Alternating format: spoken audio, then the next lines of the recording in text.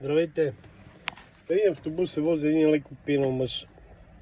Срещу него една жена, така с много голема задница, а отпреде като дъска за гладене. Мъжа му стана смешно, вика, погледай се на жена. Вика, каква перална си отправя, вика, отпреде няма никой.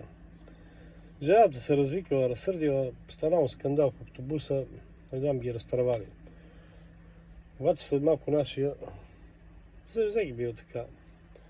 Приближил се, казал, казал и жена, извинявай, вика, не бех прав, вика, моля те, извиниш. А непреклонна, гледа лошо. Казал така на ушея, вика, знам един лекар, вика, ще ти пораснат гърди от него. Леко надигнала очите така, наивна женица. Наистина ли? Човек казал, да, вика, ще се реванширам за преди малко. Вика, слушам те. Значи мъжът казал, сутрин като влезнеш в туалетната, трябва да ги търкаш с туалетна хартия. Как така? Вика, не така, вика, с туалетна хартия търкаш по 3-4 пъти да ги разтриеш. Сигурен ли си, че помогне, казала жената. Гледам на задника ти е бая помогнал.